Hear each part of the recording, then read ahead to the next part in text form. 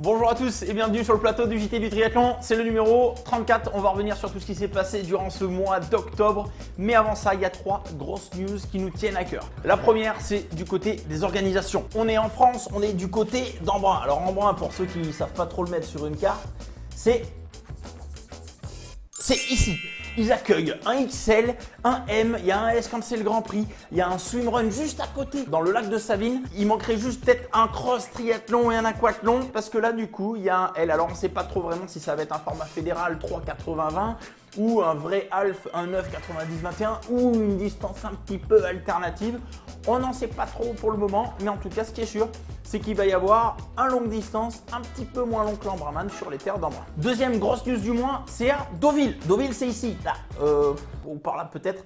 Enfin c'est tout en haut là-haut sur la carte. Et du coup à Deauville il va y avoir un format XXL, donc 3 km 8 de natation, 180 bornes de vélo et un marathon pour se finir sur les planches. Ce sera le 18 juin 2021.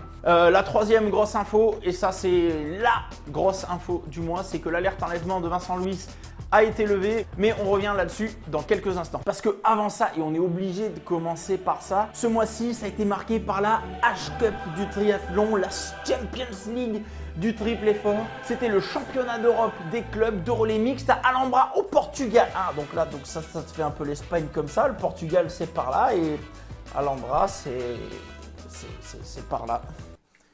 Je dirais là moi. Bonjour Jérémy, pour information, Alhambra se situe au sud du Portugal, plus précisément ici.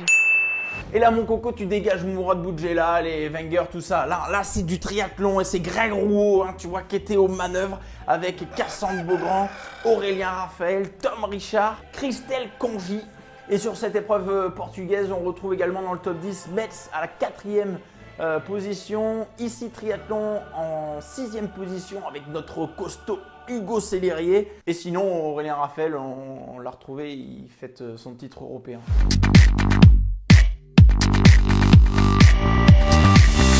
Allez, revenons du coup à l'actu forte du moment, la disparition de Vincent Louis qu'on a retrouvé. Du coup, c'était du côté de la Sardaigne. Donc, ça c'est la Corse, ça c'est à nous, ça c'est les Italiens, ça c'est la Sardaigne, voilà. Une session épaillage pendant près de 5 bornes face à Christian Blumenfeld. Et puis ça joue dans le final en mode coup de bluff, pas coup de bluff. Et moi je t'attaque, et moi je t'attaque pas. Du coup, Blumenfeld en met une, paf, il est contré par Vincent. Et Vincent du coup, fait 3 gagnes sur 3 courses internationales consécutives. Et surtout les chronos stratosphériques avec 8,49 en nat pour 750 mètres. Ça fait la moyenne de 1 minute 10 sur 100 mètres en eau libre. Près de 39 de moyenne en vélo et vu le parcours, c'était quand même costaud. Et surtout 5 bornes en 14 minutes 40. Hein, on le rapporte à 10 bornes, ça fait moins de 29 minutes, tout ça, t'as compris le délire. À noter la 3e place d'Alistair Brownlee. Hein, on rappelle qu'Alistair Brownlee, il vit ici, là, du côté de l'Angleterre. Du coup, il a fait 3e. Il a très certainement une petite idée derrière la tête. Hein, à 1 an des JO, il se dit peut-être que revenir au meilleur niveau sur courte distance, ça peut avoir un intérêt. Et dans la lignée de la France qui gagne, la France qui va bien, Mathilde Gauthier remporte la Coupe d'Europe à Barcelone. Alors si chez les mecs c'est Blumenfeld qui s'impose devant Gomez, il le fait péter à pied après un mano à mano à vélo, tout ça. Puis bon, du coup il s'offre la gagne après l'avoir raté quelques jours auparavant face à Vincent Louis. Ah là, notre Mathilde à nous, elle joue dans son registre qu'elle affectionne particulièrement, le registre du suspense. On sait qu'elle est adepte de ces finishes tendus où jusqu'à la fin on ne sait pas qui c'est qui va gagner ou prendre la meilleure place. Du coup, puisque quelques jours auparavant du côté de la Sardaigne à Arzachena, elle fait top 10 avec un sprint avec l'italienne Malozzi. Puis quelques semaines avant, ça s'épaille sur le Grand Prix de Châteauroux. Alors Châteauroux, je dirais là. Et surtout, ce mémorable sprint en 2017, c'était presque devenu viral cette affaire. Une petite épreuve du côté italien, voilà. Pour mes mots, ça donne ça.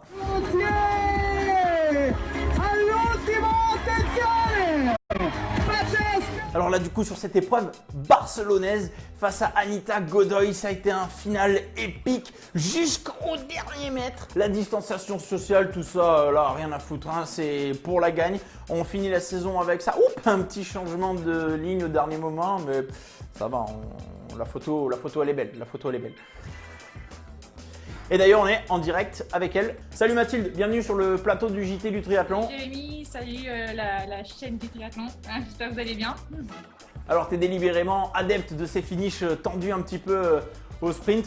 Tu as réalisé une belle fin de saison 2020, quelques places d'honneur et victoires sur la fin de ton calendrier. Est-ce que tu peux nous faire un petit récapitulatif de ton compte rendu de cette saison 2020?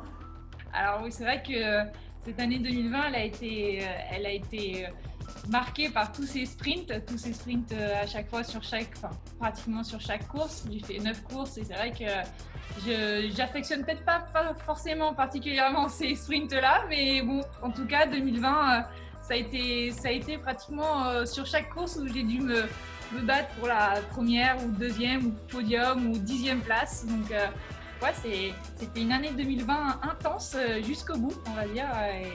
Mais bon, une bonne année 2020. On n'aura pas tout perdu et courte, intense et une très belle année.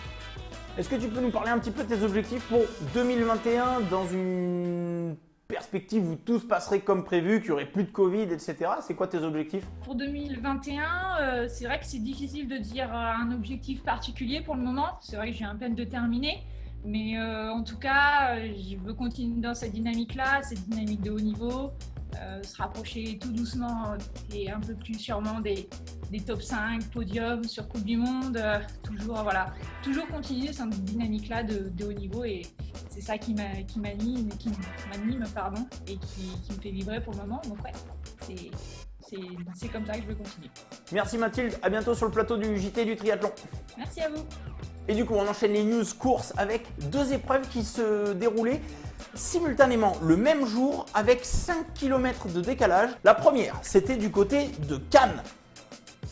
C'était l'Otilo. La deuxième, c'était le Skoda Tri Games de Mandelieu. C'est-à-dire, du coup, sur une carte à cette échelle, ça fait au même endroit, quoi.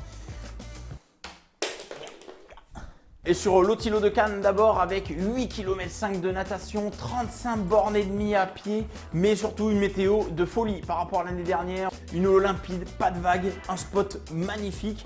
Alors pour un petit rappel, l'Otilo c'est une course qui va d'île en île. Alors du coup à Cannes ça s'y prête bien. On part des îles de Lérins en plein cœur du monastère habituellement réservé aux moines, pour aller ensuite rejoindre les côtes cannoises à côté du Palm Beach, petit tour de croisette, tout ça, un petit tour dans la jungle. Et Covid oblige, les 500 premiers mètres de l'épreuve étaient courus avec un masque. Au bout de 500 mètres, des conteneurs attendaient les participants qui enlevaient leur masque, le jetaient dans le conteneur et du coup pouvaient plonger et finir de s'étendre. Attendez-moi! Les vainqueurs de l'épreuve reine, le duo masculin, Hugo Tormento et Mathieu Poulain remportent l'épreuve. Pour le premier relais mixte, c'est Guillaume Henneman et Désiré Andersen qui s'offrent la gagne avec au passage une 4e place au scratch. Et chez les femmes, c'est Marie Andersen et Annika Westing qui s'imposent sur cette épreuve cannoise. Dernière étape de l'Otilo de cette saison, ça reprend en avril l'année prochaine du côté de Malte. Ah oui, du coup on précise que Malte, c'est par ici quoi. Peut-être un petit peu plus bas, mais il n'y a plus de place. Donc à 5 km, on est toujours dans le même canton. Du coup, le canton cannois à 5 km de là, du côté de Mandelieu, avait lieu le Skoda Tri Games. Donc pour la petite histoire, le Tri Games c'était à la base une seule épreuve et sous la houlette de Sylvain Lebré, c'est devenu une série indépendante du triathlon où à la base, le plan de base c'était de faire un classement général sur les 3 étapes avec un prize money sur les 3 étapes. Bilan, avec le Covid, le Tri Games a eu un fucking élan de professionnalisation puisque les Américains,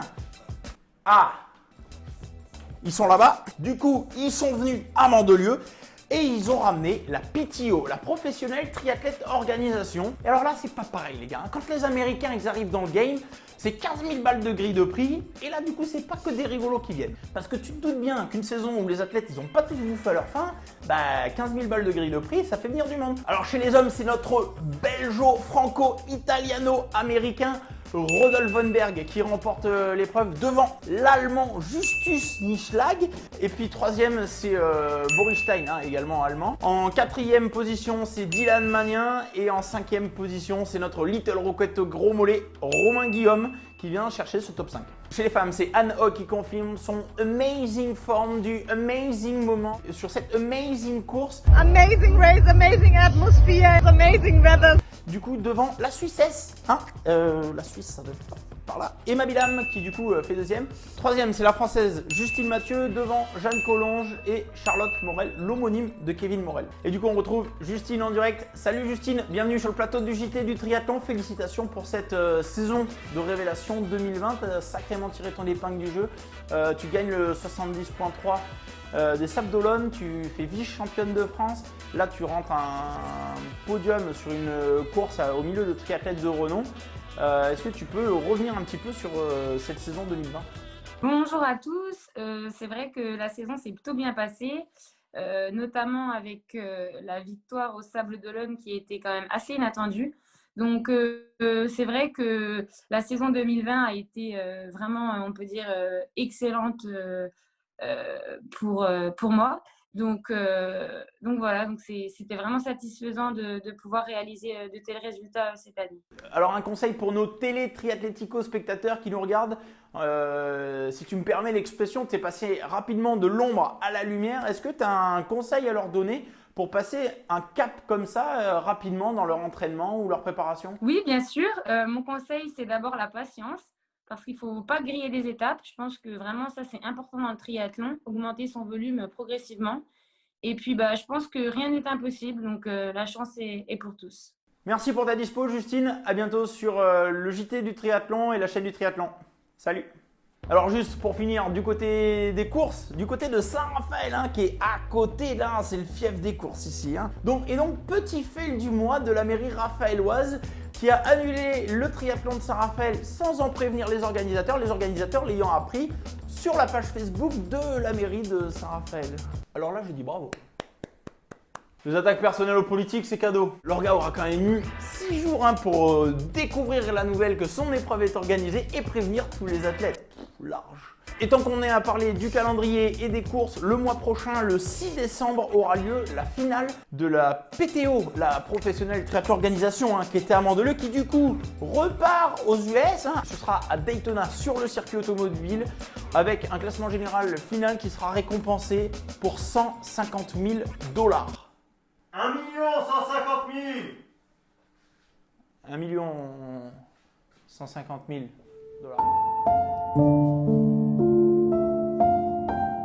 Donc enregistrez dans votre agenda que le 6 décembre en live sur la chaîne du triathlon, c'est retransmis en direct avec aux commentaires Fred Bellobre, Alexia Bailly, Julien Pousson, Tom Lecomte, Yann Frodeno, Vincent Louis, enfin tout ça quoi, ou peut-être pas. Alors du côté du matos, une nouvelle marque a fait son apparition, une marque hollandaise avec des ingénieurs allemands qui nous sortent un vélo haute couture sauce carbone avec des ingénieurs donc issus de la F1, un vélo qui casse les codes conçus pour l'aéro, pour le triathlon avec un design unique. Donc pour te la faire simple, si TF1 chez nous c'est JP Pernod, chez eux ça veut dire tout à fait autre chose. Ça veut dire que chaque vélo est unique, tout passe par le poste de pilotage. Donc du coup, en fonction de chaque athlète, on réagence le moule du vélo pour avoir un vélo sur mesure et avoir un avant le plus optimisé possible parce que c'est quand même pas con quand on y pense, mais l'avant c'est là que la traînée aéro commence.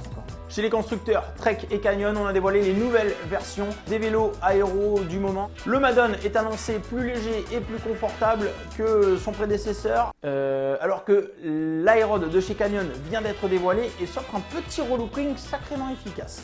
Côté nouveauté chaussures, Oka a sorti sa nouvelle Rocket X Carbone. Ça ressemble à ça. Et côté chaussures, toujours, Reebok a sorti sa chaussure Mignon.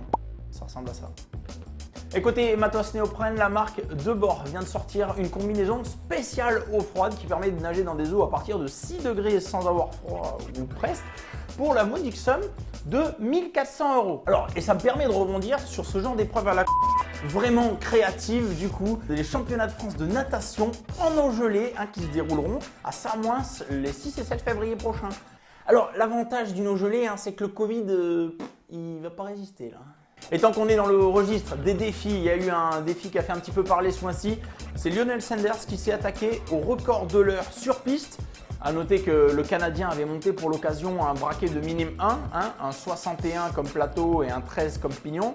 Je te laisse aller vérifier dans ton garage tes dentures, mais tu vas vite comprendre que tu joues pas du tout dans la même cour. Bon, on va pas le regarder faire plus longtemps que ça, le poisson rouge. Je vous donne le résultat. Il a pulvérisé de plus de 3 km le record de l'heure canadien.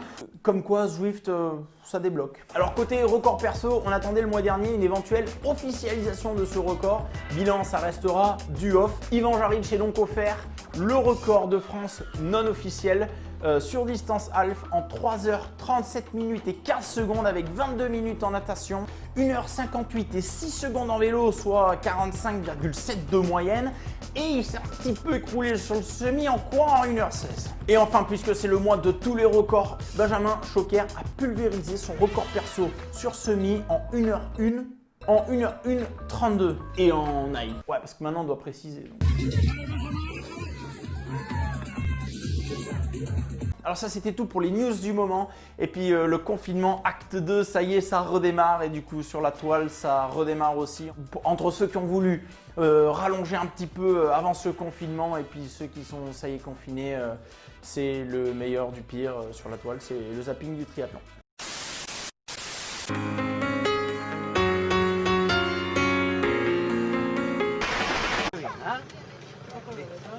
Yo te voy a sacar la de atrás, pero necesito que haga un paso más. Uno.